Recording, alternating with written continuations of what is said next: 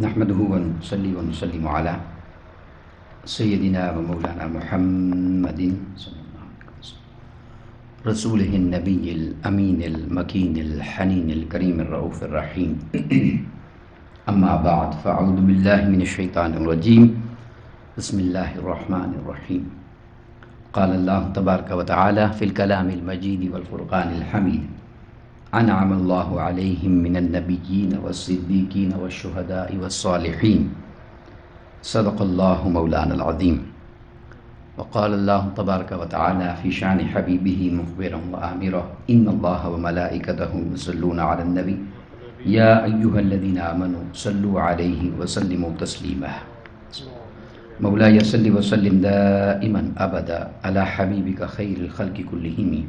محمد سيد الكونين والثقلين والفريقين من عرب ومن عجم هو الحبيب الذي ترجى شفاعته لكل هول من الأهوال مقتحم يا رب بالمصطفى بلغ مقاصدنا واغفر لنا ما مضى يا واسع الكرم. اللہ رب العزت خالق کائنات کی حمد و ثنا پیارے آقا کریم علیہ الصلوۃ والسلام کی بارگاہ میں عاجزانہ ہدیہ درود و سلام کے بعد تمام احباب اور سامعین کو السلام علیکم ورحمۃ اللہ وبرکاتہ. الحمدللہ تعالی اللہ رب العزت کے فضل اور اس کے احسان سے جمعۃ المبارک کی ان بابرکت ساعتوں میں ہم سب شریک ہوئے ہیں. دعا ہے کہ اللہ رب العزت اپنی رحمت پاک کا صدقہ ہم سب کو حق بیان کرنے اور اس پر عمل کرنے کی توفیق عطا فرمائے. میں نے آپ کے سامنے سورہ النساء کی آیت مبارکہ نمبر 69 کا مختصر سا حصہ تلاوت کرنے کی سعادت حاصل کی، جس میں اللہ تبارک و تعالیٰ نے ان 4 انعام یافتہ طبقات کا ذکر فرمایا جنہیں وہ اپنی نعمتوں سے نوازتا ہے. فرمایا انعم اللہ علیہم من النبیین والصدیقین والشہداء والصالحین، کہ جن پر اللہ کا انعام ہوتا ہے وہ انبیاء کرام ہیں، وہ صدیقین ہیں، وہ شہداء ہیں اور وہ صالحین ہیں. یہ 4 طبقات ایسے ہیں کہ جو اللہ رب العزت کے انعام یافتہ لوگوں میں سے ہیں اور انعام یافتہ طبقات ہیں. اس میں سے آج محرم الحرام کی مناسبت سے میں جو طبقہ شہداء ہے اس پر تھوڑی سی بات کرنا چاہ رہا ہوں، اور اس میں سے بھی جو اینگل لینا چاہتا ہوں وہ یہ ہے کہ اللہ رب العزت نے قرآن مجید میں شہید کا جو لفظ ہے وہ کس کس معنی میں استعمال فرمایا. اس سے یہ پتہ چلتا ہے کہ شہید کو کیا کیا مقام حاصل ہوتا ہے اور شہید کو اللہ رب العزت کیا کیا انعام، یہ جو انعام یافتہ فرمایا اس کے انعامات میں کیا کیا چیزیں آتی ہیں. اور پھر جب ہم ایک عام شہید کی بات کو سمجھیں گے کہ ایک عام شہید کا یہ مقام ہے تو سید الشہداء سیدنا امام علی مقام امام حسین علیہ السلام کے مقام اور عظمت کی معرفت ہمیں اس سے نصیب ہو جائے گی. سب سے پہلے قرآن مجید نے لفظ شہید کو جس معنی میں استعمال کیا ہے وہ کسی جگہ پر حاضر ہونے کے معنی میں آیا ہے. کہیں پر کسی کا حاضر ہونا، کسی کی پریزنس، کہیں پر موجود ہونا. قرآن مجید نے بیان فرمایا، سورہ البقرہ ہے آیت مبارکہ نمبر 133، ام کنتم شہداء اذ حضر یعقوب الموت. اللہ رب العزت نے فرمایا اے بنی اسرائیل کیا تم اس وقت موجود تھے جب یعقوب علیہ السلام کے پاس موت حاضر ہوئی تھی، یعنی ان کا جب لمحہ وصال اور لمحہ موت آیا تھا. ام کنتم شہداء، کیا تم وہاں موجود تھے؟ تو یہاں پر لفظ شہید جو ہے یہ موجود ہونا کے معنی میں آیا. تو شہید کا ایک معنی ہوتا ہے موجود ہونا. اب سوال یہ پیدا ہوتا ہے کہ شہید کہاں موجود ہوتا ہے یا اس کی موجودگی کیا ہوتی ہے. اس پر ایک سند اور عرض کر کے عرض کرتا ہوں. جب ہم کسی بھی میت کا نماز جنازہ پڑھتے ہیں تو اس میں بھی یہ جو لفظ شہید ہے یہ موجود ہونے کے معنی میں پڑھا جاتا ہے. جب ہم دعا کرتے ہیں اللہم اغفر لحینا و میتنا، اے اللہ بخشش فرما دے ہمارے زندہ لوگوں کی جو ہمارے وفات پا گئے ان کی بھی، و شاہدنا جو یہاں موجود ہیں حاضر ان کی بھی، و غائبنا اور جو ہم میں سے غائب ہیں ان کی بھی بخشش فرما. تو شہید کا ایک معنی ہوتا ہے موجود ہونا، حاضر ہونا. اب یہ سوال ہے کہ شہید کے لیے جب یہ لفظ پایا جاتا ہے کہ حاضر ہے وہ، تو اس کی حاضری کیا ہوتی ہے، وہ کس جگہ پر حاضر ہے، یا اس کی حاضری سے ہم کیا مراد لیں گے. تو اس کے حوالے سے سنن ابن ماجہ میں کتاب ابواب الجہاد میں یہ حدیث پاک آئی، اور اس حدیث پاک کو آقا علیہ الصلوۃ والسلام سے جن الفاظ سے روایت کیا گیا وہ یہ ہے، حضرت جابر بن عبداللہ رضی اللہ تعالیٰ عنہ روایت کرتے ہیں کہ جب حضرت عبداللہ بن عمر بن حرام احد کے دن شہید ہو گئے، جنگ احد میں شہید ہوئے، تو آقا علیہ الصلوۃ والسلام نے ارشاد فرمایا، اے جابر کیا میں تمہیں بتاؤں کہ تمہارے باپ کے ساتھ اللہ تبارک و تعالیٰ نے کیا معاملہ فرمایا ہے؟ وہ جو شہید ہو گئے تھے اس یعنی شہادت کی میت پر، ان کے جنازہ پر آقا علیہ الصلوۃ والسلام نے فرمایا۔ تو میں نے عرض کیا، حضرت جابر عرض کرتے ہیں جی ہاں، آقا علیہ الصلوۃ والسلام نے فرمایا اللہ تبارک و تعالیٰ نے بغیر حجاب کے کسی سے کلام نہیں فرمایا سوائے تمہارے باپ کے، یہ جن کی میت نماز جنازہ یعنی جو ہے جنازہ پڑا ہوا ہے، جو شہید ہو گئے ہیں، فرمایا تمہارے باپ کے علاوہ کسی سے اللہ رب العزت نے بغیر حجاب کلام نہیں فرمایا، اور فرمایا اے میرے بندے مجھ سے کچھ مانگ جو میں تجھے عطا کروں۔ تو تمہارے والد نے یہ کہا کہ اے میرے رب مجھے دوبارہ زندہ فرما دے تاکہ میں دوبارہ تیرے راستے میں شہید کر دیا جاؤں، مجھے دوبارہ زندگی عطا کر، دنیا میں جا کے پھر تیرے لیے لڑوں، تیرے دین کے لیے لڑوں، اور پھر مجھے تیری بارگاہ میں یعنی شہادت کا مقام نصیب ہو جائے۔ تو اللہ تبارک و تعالیٰ نے فرمایا یہ تو ہم پہلے ہی طے کر چکے ہیں کہ جو دنیا سے آ جاتا ہے اس کی دنیا میں واپسی نہیں ہوتی۔ تو پھر انہوں نے عرض کیا اے میرے پروردگار میری جانب سے لوگوں کو میرا پیغام پہنچا دے، جو پیچھے بچ گئے ہیں ان کو میری طرف سے پیغام پہنچا دے۔ اس وقت اللہ تبارک و تعالیٰ نے اس آیت کریمہ کو پھر نازل فرمایا، اور وہ آیت کریمہ کیا ہے؟ وَلَا تَحْسَبَنَّ الَّذِينَ قُتِلُوا فِي سَبِيلِ اللَّهِ أَمْوَاتٌ، جو لوگ اللہ کے راستے میں شہید کر دیے جائیں، مار دیے جائیں، انہیں مردہ تصور مت کرو، انہیں مردہ گمان مت کرو، بل احیاء عند ربہم، وہ اپنے رب کے حضور زندہ ہیں، یرزقون، اور انہیں رزق دیا جاتا ہے۔ تو یہ جب اس روح مبارک کا یہ مکالمہ اللہ رب العزت کی بارگاہ میں ہوا، تو اللہ رب العزت کی بارگاہ میں جب یہ گزارش کی کہ میرا حال پچھلوں کو بتا دے، تو اللہ رب العزت نے یہ آیت کریمہ نازل فرمائی کہ جو میرے دین کے لیے مر جاتا ہے اسے مردہ گمان مت کرنا، وہ زندہ ہے۔ تو یہ آیت کریمہ اس وقت نازل ہوئی۔ اب یہاں پر اب اللہ رب العزت نے آقا علیہ الصلوۃ والسلام کی زبان مبارکہ سے ایک یہ چیز بات بیان فرما دی کہ جب شہید اللہ کے دین کے لیے اپنی جان قربان کر دیتا ہے تو اس کی روح کو اللہ کی بارگاہ میں حاضر کر دیا جاتا ہے، اور وہ اللہ رب العزت کا دیدار حاصل کرتا ہے، اور اللہ رب العزت چاہے تو اس سے کلام فرماتا ہے۔ تو شہید کی حاضری کیا ہے کہ اسے اللہ کی بارگاہ میں حاضر کر دیا جاتا ہے، جس اللہ کی محبت میں اس نے جان دی ہوتی ہے اس رب کی ملاقات کی حاضری کا شرف اسے نصیب ہو جاتا ہے۔ اب اس کے بعد دوسری حدیث پاک میں یہ آیا کہ میت کا کسی جنازے پر، کسی جنگ میں کوئی شہید ہوا تو اس کے جنازے پر قریب کھڑے ہو کے عورتیں رو رہی تھیں اور اپنی زبان سے کلمات کہہ رہی تھیں، تو آقا علیہ الصلوۃ والسلام نے اس عورت کو منع فرمایا چیخ و پکار سے۔ صحیح بخاری شریف کی حدیث ہے کتاب الجہاد میں، آقا علیہ الصلوۃ والسلام نے فرمایا فلا تبکی، اس کے لیے مت رو، یہ جو شہید ہو گیا ہے اس کے لیے رو مت، اس لیے کہ ما زالت الملائکۃ تظلہ باجنحتہا، تمہیں نظر نہیں آ رہا فرشتے اس کے پاس حاضر ہیں اور فرشتوں نے اس کے جسم کو اپنے پروں سے ڈھانپا ہوا ہے۔ تو دوسری حاضری یہ ہے کہ جو شہید اللہ کے لیے اپنی جان دے دیتا ہے اس کو اللہ کی بارگاہ میں اس کی روح کو حاضر کر دیا جاتا ہے، اور اس کی میت کے احترام میں فرشتے اس کے پاس حاضر کر دیے جاتے ہیں۔ تو یہ شرف نصیب ہوتا ہے ایک شہید کو کہ اللہ رب العزت کے دین کے لیے اپنی جان قربان کرنے والا خود اللہ کی بارگاہ میں حاضر ہو جاتا ہے، اور اس کے جنازے کے احترام میں ملائکہ اس کے قریب حاضر کر دیے جاتے ہیں، تو اسے یہ دوہری حاضری نصیب ہو جاتی ہے۔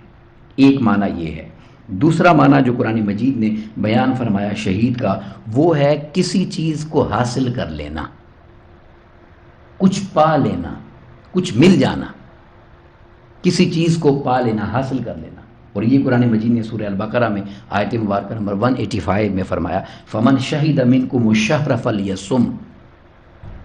تم میں سے جو رمضان کو پالے وہ روزے رکھے، یعنی جسے زندگی میں رمضان مل جائے، وہ زندہ ہے اور رمضان کا مہینہ آ گیا ہے تو ضروری ہے کہ وہ روزے رکھے۔ تو دوسرا شہید کا معنی کیا ہوا؟ فمن شہیدہ، جو پالے، منکم الشہر، تم میں سے رمضان کو، فلیصم، اسے چاہیے کہ وہ روزہ رکھے، یعنی وہ رمضان کا احترام کرے اور روزوں میں گزارے۔ تو رمضان شہید کا دوسرا معنی یہ ہے کہ وہ پا لیتا ہے، حاصل کر لیتا ہے۔ اب وہ حاصل کیا کرتا ہے، اس پر آقا علیہ الصلوۃ والسلام نے فرمایا، سنن ترمذی شریف کی حدیث ہے، فضائل الجہاد میں آئی، آقا علیہ الصلوۃ والسلام نے فرمایا للشہید عند اللہ 6 خصال، شہید کے لیے اللہ رب العزت کے پاس 6 نعمتیں ایسی ہیں جو وہ پا لیتا ہے، وہ 6 نعمتیں حاصل کرتا ہے جس نے اللہ کے لیے جان دی ہے۔ اب اس میں سے کیا ہے، فرمایا اول یہ ہے کہ اس کے خون کا پہلا قطرہ گرتے ہی اس کی بخشش کر دی جاتی ہے، اس کے گناہ معاف کر دیے جاتے ہیں۔ دوسرا یہ ہے کہ وہ جنت میں اپنا ٹھکانہ دیکھ لیتا ہے، جنت میں اپنا مقام اسے دکھا دیا جاتا ہے۔ تیسرا یہ ہے اسے عذاب قبر سے محفوظ رکھا جاتا ہے، عذاب قبر اس کو نہیں دیا جاتا جو اللہ کے دین کے لیے شہید ہو جاتا ہے۔ اور چوتھا معنی یہ ہے کہ قیامت کی گھبراہٹ میں اسے خوف سے بچایا جاتا ہے، اسے کوئی غم اور غمگین اور پریشانی قیامت کے دن کی نہیں ہوگی، وہ سرور اور لذت میں ہوگا۔ پانچواں فرمایا کہ اسے ایمان کا لباس پہنایا جاتا ہے، یعنی سند دے دی جاتی ہے کہ تو مومن ہے، ایمان کا لباس پہنایا جاتا ہے، اور حوروں کے ساتھ اس کا نکاح کر دیا جاتا ہے۔ اور چھٹا آقا علیہ السلام نے فرمایا کہ اس کے رشتہ داروں میں سے 70 بندوں کے حق میں اس کی شفاعت قبول کی جاتی ہے، یعنی وہ اپنے رشتہ داروں میں سے 70 بندوں کی شفاعت کرنے کا مقام پا لیتا ہے۔ یہ 6 چیزیں ایسی ہیں جو شہید کو مقام شہادت پاتے ہی اللہ کی بارگاہ سے نصیب ہو جاتی ہیں۔ تو شہید کا ایک معنی یہ ہے کہ وہ خود حاضر ہوتا ہے اور اس کے پاس بھی ملائکہ حاضر ہوتے ہیں، اور دوسرا یہ کہ وہ اللہ کی بارگاہ سے یہ 6 نعمتیں حاصل کر لیتا ہے، انعامات پا لیتا ہے۔ پھر شہید کا ایک تیسرا معنی ہے، اور وہ یہ ہے کہ شہید کی موجودگی ایسی ہوتی ہے، وہ جو حاضر کرنے کا معنی اس سے آگے اس کی موجودگی ایسی ہوتی ہے کہ وہ جہاں موجود ہوتا ہے وہ سر کی آنکھوں سے یا دل کی آنکھوں سے جلوہ اور نظارہ بھی کرتا ہے، یعنی اس کی موجودگی اتنی پختہ ہوتی ہے اور ایسا اسے مقام دے دیا جاتا ہے کہ وہ وہاں پر پہنچ کر دیکھ لیتا ہے، پا لیتا ہے، سب کچھ اپنی آنکھوں سے دیکھتا ہے ان کو۔ اور وہ کیا کہ جیسے اس حدیث پاک میں بیان کیا کہ وہ جنت میں ٹھکانہ دیکھ لیتا ہے، حوروں سے اس کا نکاح کر دیا جاتا ہے، اسے ایمان کا لباس پہنا دیا جاتا ہے، اور اسے شفاعت کا حق ادا کر دیا جاتا ہے۔ یہ ساری نعمتیں جو اس کو دیتی ہیں وہ اسے ملتی ہیں، مگر سب سے پہلی چیز جو عظیم ہے، جو اپنی آنکھوں سے یا اپنے مقام کے لائق اپنے دل سے وہ دیکھتا ہے، وہ یہ ہے کہ جب اس کی روح کو اللہ کی بارگاہ میں حاضر کیا جاتا ہے تو وہ اپنے رب کا جلوہ اور مشاہدہ کرتا ہے، اللہ رب العزت کے دیدار کو اور اللہ رب العزت کے جلوے کو دیکھ لیتا ہے۔ اب اس میں اس کی سند میں جو حدیث آئی ہے وہ یہ ہے، حضرت صحیح بخاری کی حدیث کتاب الجہاد کی، حضرت انس بن مالک رضی اللہ عنہ روایت کرتے ہیں کہ جب کوئی ایسا شخص نہیں ہے جو جنت میں جانے کے بعد جنت سے واپسی کی تمنا کرے، جیسے حضرت ادریس علیہ السلام بھی جا کر واپس پھر نہیں پلٹے تھے، کوئی شخص ایسا نہیں جو جنت میں جائے تو جنت سے کون نکلے گا، مگر فرمایا ایک شخص کے سوائے ایک شخص کے، اور وہ شہید ہے، کہ جب اسے جنت میں پہنچا دیا جاتا ہے تو وہ اللہ کے حضور التجا کرتا ہے کہ مجھے دوبارہ دنیا میں بھیج دے۔ یہ بات سمجھنے والی ہے۔ تو وہ جب اس سے کہا جاتا ہے کہ دوبارہ دنیا میں بھیج دے تو کیوں دنیا میں جانے کی خواہش کرتا ہے، تو وہ یہ کہتا ہے اس لیے کہ میں دنیا میں جاؤں اور بار بار تیری دین کے لیے، تیری رضا کے لیے لڑوں، کسی سے جہاد کروں اور شہید کر دیا جاؤں۔ تو سوال یہ پیدا ہوتا ہے کہ شہید ہو کر ہی تو وہ جنت میں آیا ہے، تو بار بار شہید کیوں ہونا چاہتا ہے؟ اس لیے ہونا چاہتا ہے کہ شہید ہونے کے لمحے جو اسے جلوہ ربانی نصیب ہو جاتا ہے اور اللہ رب العزت کا جو دیدار کرتا ہے، وہ اللہ کے دیدار کی لذت نہ جنت میں ہے اور نہ جنت کی نعمتوں میں ہے۔ اسی لیے تو قیامت کے دن آقا علیہ السلام نے فرمایا کئی لوگ جنت میں پریشان بیٹھے ہوئے ہوں گے، فرشتوں کو بھیجا جائے گا بھائی تم جنت میں کس لیے پریشان ہو، کون سا وعدہ پورا نہیں ہوا؟ تو وہ کہیں گے ہم اس جنت کو دیکھنے کے لیے تو نہیں آئے تھے، ہم تو اپنے مالک کا دیدار کرنے کے لیے آئے تھے۔ تو وہ جنت میں بے قرار ہوگا کہ مجھے وہ لذت جو تیرے دیدار میں ملی ہے وہ جنت کے دیدار میں حاصل نہیں ہو رہی، مجھے بار بار دنیا میں بھیج کے تیرے دین کے لیے مرتا جاؤں اور بار بار تیرا جلوہ اور تیرا دیدار کرتا چلا جاؤں۔ اس لیے وہ دوبارہ پلٹ کر آنے کی خواہش کرتا ہے۔ اور شاعر نے بڑی خوبصورت بات کہی کہ یہ جنت مبارک رہے زاہدوں کو، یہ جنت مبارک رہے زاہدوں کو کہ میں تو بس آپ کا سامنا چاہتا ہوں، سب کچھ خدا سے مانگ لیا تجھ کو مانگ کر، اٹھتے نہیں ہیں ہاتھ میرے اس دعا کے بعد۔ تو شہید کو جو لذت اللہ کے دیدار میں نصیب ہوتی ہے وہ لذت پھر اسے جنت میں نصیب نہیں ہوتی، کیونکہ اللہ کے دیدار کی لذت سے بڑھ کے کائنات میں کوئی لذت بولیے نہیں ہے. اس لیے وہ خواہش کرتا ہے کہ مجھے دنیا میں بھیج دیا جائے، تو اس سے مشاہدہ الہی نصیب ہوتا ہے. پھر شہید کا ایک معنی یہ ہے کہ شہید مدد کرتا ہے، شہید مددگار ہوتا ہے. اس معنی کو قرآن مجید نے سورہ بقرہ میں آیت نمبر 23 میں بیان فرمایا. فرمایا وَإِن كُنتُمْ فِي رَيْبٍ مِّمَّا نَزَّلْنَا عَلَىٰ عَبْدِنَا فَأْتُوا بِسُورَةٍ مِّن مِّثْلِهِ. اگر جو ہم اپنے کلام اپنے بندے مبارک آقا علیہ السلام پر نازل کر رہے ہیں، تمہیں اس کے حق ہونے میں اگر کوئی شک ہے، تم سمجھتے ہو یہ کلام سچا نہیں ہے، تو پھر فرمایا اس کی مثل کوئی صورت لے آؤ، تم بھی ایسا کلام لا کے دکھاؤ اگر یہ بشر کا کلام ہے. اور فرمایا وَادْعُوا شُهَدَاءَكُمْ مِن دُونِ اللَّهِ إِن كُنتُمْ صَادِقِينَ. اللہ کے سوا جو مددگار تمہیں چاہیے اسے بلاؤ، تمہاری مدد کرے، قرآن جیسا کلام لے کر آؤ. وَادْعُوا شُهَدَاءَكُمْ،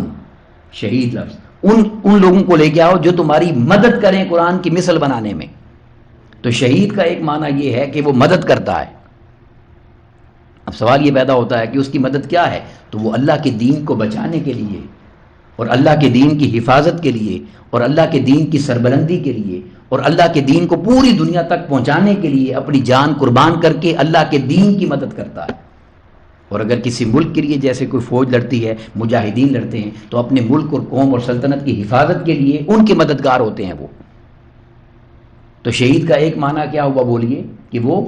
مددگار ہوتا ہے، مدد کرتا ہے، اس لیے اسے شہید کہا جاتا ہے. اور آخری معنی جو عرض کرنا چاہتا ہوں وہ یہ ہے، اور وہ شہید کا معنی ہے کہ شہید گواہی دیتا ہے، شہید گواہ بنتا ہے. یہ معنی بھی قرآن مجید میں آیا. اور وہ کیا؟ سورہ البقرہ ہے، آیت مبارکہ نمبر 282. فرمایا وَاسْتَشْهِدُوا شَهِيدَيْنِ مِن رِّجَالِكُمْ. جب تم کوئی آپس میں معاملہ کرنے لگ جاؤ، کوئی ڈیل بنانی ہو، کوئی ایگریمنٹ کرنا ہو، تو آپس میں تم دو گواہ بنا لیا کرو، دو بندوں کی گواہی ہونی چاہیے. تو شہیدین من رجالکم یعنی تمہارے درمیان دو گواہ ہوں. تو شہید کا ایک معنی کیا ہوا بولیے؟ کہ وہ گواہی دیتا ہے. اب کیسی گواہی ہے اس کی؟ تو گواہی یہ ہے کہ زندگی بھر، اب یہ تو قرآن مجید کی آیت میں ایک معنی بیان کیا گیا نا کہ کوئی بھی تم نے ڈیل کرنی ہو تو گواہ بناؤ. تو شہید کی گواہی یہ ہوتی ہے کہ ساری زندگی انسان جب گواہی دیتا ہے، کبھی اپنی زبان سے دیتا ہے، قول سے، کبھی اپنے عمل سے دیتا ہے، مگر شہید اتنی عظمت والا ہوتا ہے کہ وہ اللہ کے دین کے سچے ہونے کے لیے، اس کی محبت میں فنا ہونے کے لیے، اس کے دین کی سربلندی کے لیے اپنی جان قربان کر کے اس کے حق ہونے کی گواہی دیتا ہے. اس کی جان اللہ کے لیے پیش ہو جاتی ہے، وہ گواہ بنتا ہے کہ یا اللہ تو سچا ہے، تیرا دین سچا ہے، تیرے وعدے سچے ہیں، میں تیری محبت میں اپنی جان کو قربان کر رہا ہوں. تو وہ اپنی جان قربان کر کے اللہ کے اور دین کے سچے ہونے کی گواہی دیتا ہے.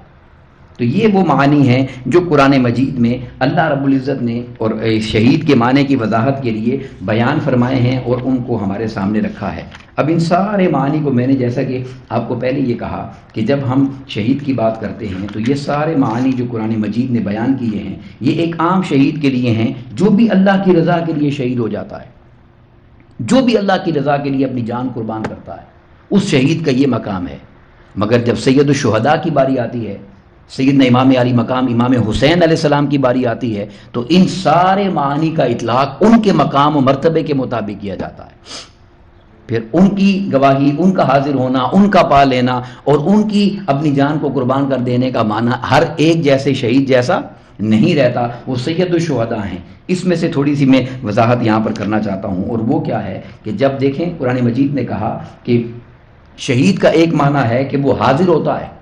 اور حاضری کے لیے کہا کہ اسے اللہ کے دربار میں حاضر کیا جاتا ہے، وہ اللہ کے جلوہ اور دیدار کرتا ہے، اور اس کی جسد کے پاس، اس کے جسم مبارک کے پاس فرشتوں کو حاضر کیا جاتا ہے. مگر ذرا آپ کربلا کا نظارہ دیکھیں اور سیدنا امام علی مقام امام حسین علیہ السلام کی عظمت کو دیکھیں اور ان کے مقام اور شان کو دیکھیں، تو جب ان کی شہادت کی بات آتی ہے تو انہیں تو دیدار الہی ضرور نصیب ہوا اور ان کے پاس تو ملائکہ ضرور حاضر ہوئے، مگر ان کی شہادت پر ایک حاضری ایسی تھی جو کائنات کے کسی اور شہید کو نصیب نہ ہوئی. ایک ایسی عظمت کی حاضری ان کو اللہ نے عطا کی جو کائنات کے کسی اور شہید کو نصیب نہیں ہوئی. اور اس کو جو میں روایت آپ کے سامنے پیش کرنا چاہتا ہوں، پہلی یہ مشکات المصابیح کی ہے، باب مناقب اہل بیت میں. اور اس حدیث پاک کو حضرت عبداللہ ابن عباس رضی اللہ تعالیٰ عنہما روایت کرتے ہیں. وہ روایت کرتے ہیں کہ ایک دن دوپہر کے وقت میں نے دیکھا، سوتے ہوئے خواب میں دیکھا کہ آقا علیہ الصلوۃ والسلام میرے سامنے ہیں، یعنی خواب میں آقا علیہ الصلوۃ والسلام کو دیکھا، اور میں نے یہ دیکھا کہ اشعث اغبر بیدہ قارورۃ، کہ آپ کی داڑھی مبارک کے بال اور آپ کے سر مبارک کے بال وہ غبار آلود ہیں، اس میں مٹی پڑی ہوئی ہے، اور آپ کے مبارک ہاتھوں کے اندر ایک بوتل ہے، ایک شیشی ہے، فیہا دم، جس کے اندر کچھ خون ہے اس شیشی کے اندر. فقلت، میں نے کہا بھی ابھی انت و امی یا رسول اللہ، ما ھذا، اے میرے آقا میرے ماں باپ آپ پر قربان ہو جائیں، یہ کیسی حالت ہے اور یہ کیسی شیشی ہے اور اس کے اندر کیا ہے، یہ خون کیا ہے؟ قال، آقا علیہ السلام نے فرمایا، ھذا دم الحسین و اصحابہ، یہ میرے حسین اور اس کے ساتھ شہید ہو جانے والوں کا خون ہے جو میں نے کربلا میں جمع کیا، اس شیشی کے اندر ڈال دیا ہے. اور پھر وہ فرماتے ہیں کہ میں نے وہ دن اور وہ وقت نوٹ کر لیا، اور جب مجھے خبر دی گئی امام حسین علیہ السلام کی شہادت کی تو وہ وہی وقت تھا جس وقت دوپہر میں نے آقا علیہ السلام کو خواب میں دیکھا تھا. اور یہی روایت حضرت ام سلمہ سے بھی ہے. ام المومنین ام سلمہ بیان کرتی ہیں کہ آقا کریم علیہ السلام کی جب شہادت مبارک ہوئی تو وہ یہ فرماتی ہیں کہ حضرت ام سلمہ کی خدمت میں حاضر ہوئی. حضرت سلمہ کہتی ہیں اور وہ رو رہی تھیں. میں نے پوچھا کہ آپ کیوں رو رہی ہیں؟ تو انہوں نے کہا، رأیت رسول اللہ صلی اللہ علیہ وسلم فی المنام، میں نے آقا علیہ السلام کو ابھی خواب میں دیکھا ہے. وعلی رأسہ ولحیتہ التراب، اور ان کے سر مبارک اور داڑھی مبارک میں مٹی پڑی ہوئی تھی. فقلت ما لک یا رسول اللہ صلی اللہ علیہ وسلم، میں نے کہا یا رسول اللہ صلی اللہ علیہ وسلم آپ کے لیے یہ کیا ہوا؟ اب قرآن کا وہ معنی شہید کا سنیے، حدیث پاک آقا علیہ السلام کی زبان سے. فرمایا، شہیدت قتل الحسین آنفا، میں ابھی امام حسین کے شہادت کے مقام سے آ رہا ہوں، وہاں پر حاضر تھا، میرے حسین کو شہید کر دیا گیا. تو تمام روئے زمین پر شہید ہو جانے والے ایسے ہیں کہ وہ شہید ہو کر اللہ کا جلوہ اور دیدار پا لیتے ہیں اور ان کے پاس ملائکہ کو حاضر کر دیا جاتا ہے. مگر جب سید الشہداء سیدنا امام علی مقام امام حسین علیہ السلام کی شہادت کی بات آتی ہے تو آقا علیہ السلام نے فرمایا کہ اس کی شہادت کی عظمت یہ ہے کہ اس کی شہادت کا نظارہ دیکھنے کے لیے میں خود مقام کربلا میں شہید ہوں اور حاضر ہوں، اور میں نے ان کا سارے اصحاب کا خون اپنی شیشی میں جمع کر کے رکھ دیا. اب یہاں کوئی سوال کرنے والا کہہ سکتا ہے کہ 72 تن مبارک وہاں پر شہید ہوئے، تو ان 72 جسموں کا خون ایک شیشی میں کیسے بند ہوا، کیسے بند کیا جا سکتا ہے؟ تو یہ آقا علیہ السلام کا معجزہ ہے. جب وہ ایک برتن کے تھوڑے سے پانی سے 1500 صحابہ کو پانی پلا کر غسل کروا سکتے ہیں، ایک پیالے میں موجود تھوڑے سے دودھ کے ساتھ 70 صحابہ کا پیٹ بھر سکتے ہیں، تو وہ اپنے خاندان کے 72 شہداء کا خون بھی ایک مبارک شیشی کے اندر جمع کر سکتے ہیں. یہ آقا علیہ السلام کا معجزہ مبارک ہے اور اس کو اسی انداز سے سمجھ لینا چاہیے. اور پھر جو اس کے بعد دوسری چیز عرض کرنا چاہتا ہوں وہ یہ ہے کہ شہید جب اللہ کی بارگاہ میں اپنی جان کو قربان کر کے اس کی بارگاہ میں گواہ بن جاتا ہے اور گواہی دیتا ہے، تو امام علی مقام سیدنا امام حسین علیہ السلام کی گواہی کا عالم کیا ہے. اور آپ کی بارگاہ میں جب گواہی کو دیکھا جاتا ہے تو اس کو سمجھنے کے لیے یہ بات آپ کے سامنے یقین یعنی ایسی خاص اور اہم ہے کہ اسے ذہن نشین رکھیے گا. شہید اللہ کے دین کے لیے اپنی جان قربان کر کے گواہی دیتا ہے. ایک عام شہید کی بات، ہر شہید جو اللہ کے لیے اپنی جان دیتا ہے اور اپنے دین کے اور اپنے سچا ہونا اور رب کے سچا ہونے کی گواہی اپنی جان قربان کر کے دیتا ہے. مگر یہ ایسی شہادت ہے کہ یہاں ایک جان قربان نہیں ہوئی، یہاں 72 جانیں قربان ہوئی ہیں، اور کائنات کے سب سے عظیم خاندان کی 72 جانیں ہیں. اس سے بڑھ کر کائنات کے اندر کوئی اور خاندان نہیں ہے. تو ان کی گواہی کی عظمت کا عالم یہ ہے کہ امام علی مقام سیدنا امام حسین علیہ السلام نے وہ گواہی دی ہے کہ قرآن کے حق ہونے کی گواہی اپنی زبان مبارک سے دی. اس پر جو سند دیتا چاہتا ہوں وہ یہ ہے. دیکھیں آج بھی ہم پڑھتے ہیں، بیان کرتے ہیں، میں نے ابھی بھی آیت کریمہ پڑھی، مگر ذہن میں ایک سوال آتا ہے کہ وہ بندہ جس نے اللہ کے دین کے لیے اپنی جان دی، دشمن نے اس پہ وار کیا، اسے تلوار لگی، اسے گولی لگی، بم بلاسٹ ہوا، کچھ بھی ہوا، وہ مر گیا، اس کی جان چلی گئی، اور قرآن یہ کہہ رہا ہے کہ اس سے مردہ نہ کہو. ہم مانتے ہیں، کوئی شک نہیں کرتے، دل و جان سے تسلیم کرتے ہیں، مگر خیال ضرور آتا ہے کہ یہ مردہ ہے اور اس کے لیے کہا جا رہا ہے کہ اسے مردہ بولیں نہ کہو. تو قرآن ہر شہید کے سرانے کھڑے ہو کر یہ گواہی دیتا رہا کہ خبردار مردہ نہ کہو، خبردار مردہ نہ کہو، ولا تحسبن الذین، سوچنا بھی مت، کہنا تو دور کی بات۔ تو ہر شہید کو ہم نے مان بھی لیا، مگر دل میں خیال رہا کہ شہید کیسے زندہ ہے۔ تو امام علی مقام نے قرآن مجید کی اس آیت کو سچا کرنے کے لیے گواہی دی، اور وہ گواہی کیا تھی کہ جب امام علی مقام امام حسین علیہ السلام کے سر مبارک کو بدبخت نیزے پر لگا کر آگے جا رہے تھے، تو وہاں ایک شخص قرآن مجید کی آیت کریمہ تلاوت کر رہا تھا، اور تلاوت کرتے ہوئے جب اس نے اصحاب کہف کی بات پڑھی اور سورہ کہف پڑھتے ہوئے واقعہ کہف پڑھا، تو اصحاب کہف کا واقعہ آپ جانتے ہیں، وہ غار میں رہے تھے، 309 سال سوئے رہے، پھر زندہ ہو کے آئے، وہ پورا واقعہ آپ جانتے ہیں۔ تو اس نے کہا قرآن مجید کا ایک عجیب واقعہ ہے، یہ عجیب بات قرآن نے بیان کی کہ 309 سال تک وہ سوئے رہے۔ تو سیدنا امام علی مقام نے اس شخص کی تلاوت کو بھی سنا، سر مبارک نے، اور تلاوت کو سمجھا بھی، اور اس کی تلاوت کا جواب بھی دیا۔ یہاں یہ جملہ ذرا درست کر لیں، جب یہ کہا جاتا ہے نیزے پر قرآن پڑھا، تو نہیں، قرآن نہیں پڑھا، قرآن کو سن کر قرآن کا جواب دیا۔ اور وہ جواب کیا تھا؟ آپ کی زبان پاک سے لوگوں نے سنا، اور وہ آپ نے کہا اعجب من اصحاب الکہف قتلی و حملی،